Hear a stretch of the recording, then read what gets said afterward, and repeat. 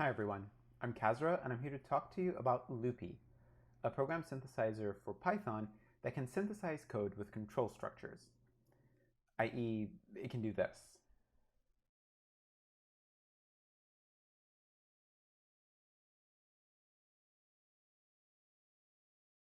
Generating and even just specifying such a block of code can be quite challenging. So to explain how LooPy does it, I'll start with some background, go through our two contributions, and finally end with some of the ways that we evaluated it. So let's get started. Programming by example, or PBE, where we generate code that satisfies a set of input-output examples, has been a popular program synthesis technique for many years.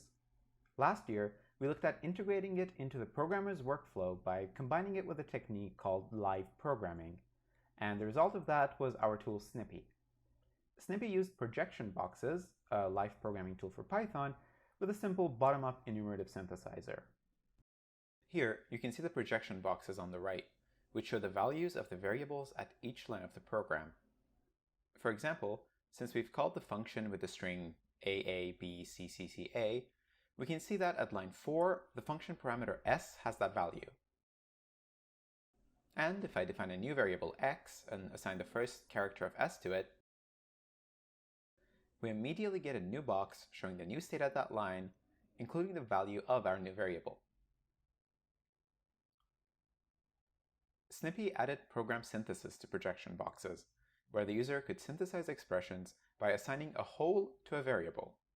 For example, if I write x equals 2 question marks, this moves the cursor inside the box where I can provide the value for x, let's say the s string in uppercase without the last character. After hitting enter, Snippy synthesizes an expression to assign to that variable such that it has the given values. In this case, getting all but the last character of s and uppercasing it. One benefit of integrating PBE with live programming was that the user didn't need to provide the entire example, but just the output value they cared about, and the environment provided the rest of the values.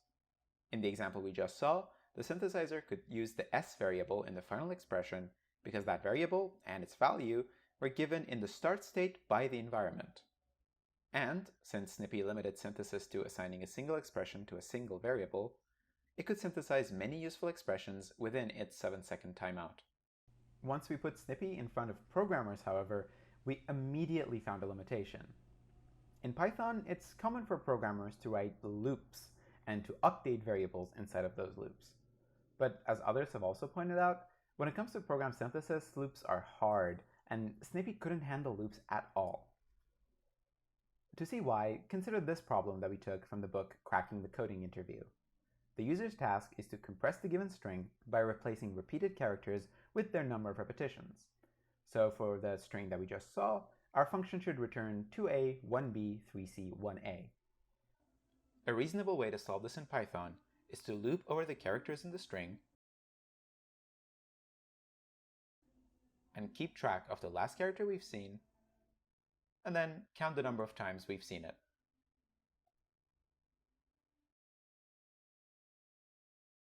With this information, each time we see a new character, we can append the count and the last character to the return value, and reset the counter. Oh, by the way, note that when we're inside the loop, projection boxes will show each loop iteration in a separate row. And, since we also have a conditional, we only see the iterations that actually run in each branch. For example, since in the first iteration we see a repeated a character, we can see that the then case is run and the value of last is unchanged, but count is incremented. So, projection boxes can display the solution, but consider trying to use Snippy to actually write it. We couldn't synthesize it one assignment at a time. For one, there's a conditional that Snippy just can't help with. And even if we write some of the conditional manually, Snippy can't help us synthesize the else case. If I try, starting with providing the value for the rs assignment in each iteration, it won't work because the start state is incorrect. Here, last and count need to be different in the later iterations. And even if we write everything else first and try to synthesize just rs, we still run into trouble. Because we're in a loop, The values in the second iteration depend on the code that executed in the first, but that code hasn't been synthesized yet, so the values we see in the second iteration are incorrect. So if we can't solve this with Snippy, one variable at a time, can we just synthesize the entire solution? Well, sort of. There are existing state-of-the-art synthesizers, such as Frangel, that can synthesize code, including loops and control structures, using end-to-end specifications for the whole problem. But these synthesizers take minutes and hours, not seconds, to solve a task. So they wouldn't work for our purposes here. Instead, we found our solution in a happy medium that we call block-level synthesis.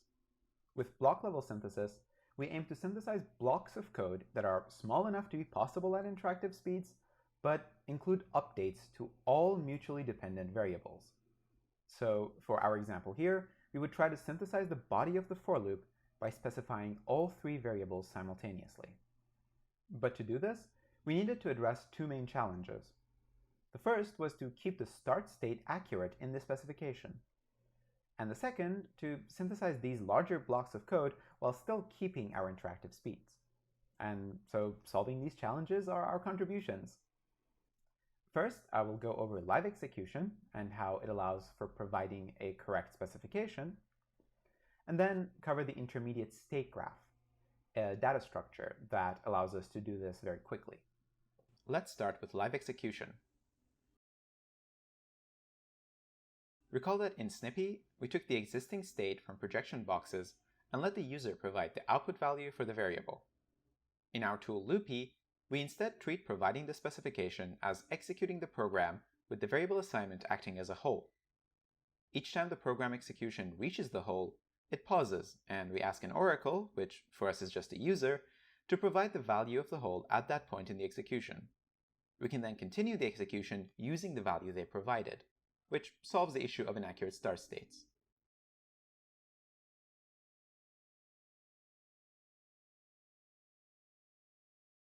After providing the value for rs in the first iteration, we can now see it in the input value of the following iterations.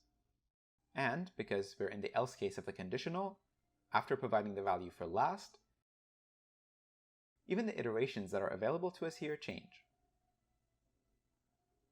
This keeps the start state accurate and guarantees that the state the user provides here will be identical to the state after we replace the whole with the synthesized program. Live execution solved the issue of providing the specification, but we still didn't know how to solve it. So let's go back to the small step setting, where we only synthesized a single assignment. In this setting, the synthesis engine simply used an existing algorithm called bottom-up enumeration with observational equivalence to enumerate expressions for the right-hand side of that assignment and test whether any of them can transform the start state into the end state. For our new block-level specification, we still just have a start state and an end state, so could we solve it with the same technique as before? Well, yes, we could enumerate all possible combinations of right-hand side expressions and left-hand side variables and test if the three assignments together perform this state transformation, but this would blow up the search space exponentially. We know that the solution will be a sequence of three assignments, so is there a way we can somehow enumerate a solution to each of those assignments independently? Turns out, sort of, but it's complicated. The first problem we run into is that now we don't just have a start and end state, but intermediate ones too. Remember that our synthesis algorithm transforms one specific start state, but when multiple variables are assigned in a sequence, the start state of each variable is going to be different. Here, the value of rs is different in the start state for last than rs. Fortunately, this by itself is simple enough to solve. Assume for the moment that we know the order of assignments to be rs count then last. Since the block level specification provides the start and end state, we can construct these intermediate ones by simply updating the state after each assignment with the value of the assigned variable in the end state. This gives us the correct start and end state for each variable that we can treat as the small step problem we already know how to solve. Of course, this only works if we know the order of assignments, which brings me to the second problem we need to solve. How do we find this order? Well, unfortunately, there are a lot of possible orders, so it would be expensive to consider all of them. But notice that there are shared intermediate states. For example, both orders rs last count and rs count last will pass through this intermediate state where only rs is updated. In fact, a lot of these states are shared. So to take advantage of this, we defined a data structure called an intermediate state graph, or ISG, where the nodes are the relevant states of the synthesis problem, and the directed edges connect each state to ones with exactly one more updated variable. For example, this edge here connects the start state to the state where only count is updated. Since each node represents one state, we can now run an enumerator at each node and check if assigning the enumerated expression to the variable at each edge can transform the source state to that edge's target state. When we find such an expression, we store the assignment in the label of that edge and mark it as solved. Recall that for this problem, count is just being reset to 1. So when the enumerator at the start node synthesizes the constant 1, it finds that if it's assigned to count, it transformed that state to the edge's target. So it stores it at that edge. As these enumerations continue, they eventually synthesize the solution to this rs edge here. Notice that with this, we have a path from the start to the end node along solved edges. This path in blue. If we traverse this path and write the assignment along each edge, well, that's the solution to our block-level synthesis problem. The final ISG in LooPy can actually do more than this, including synthesizing conditionals and simultaneous assignments. But unfortunately, we don't have time to cover those here, so please check out the paper if you're curious. So I talked about what LooPy can do. Now let's see how well it can actually do it. We performed a set of evaluations that you can find in the paper, but here I will focus on one aspect, which is speed on a variety of tasks. Of the two contributions I talked about, live execution doesn't affect the synthesis time, but while the ISG is considerably faster than a naive approach, it is still slower than the small-step synthesis we started with. So an important question we had to answer was if we still retain that interactive speed.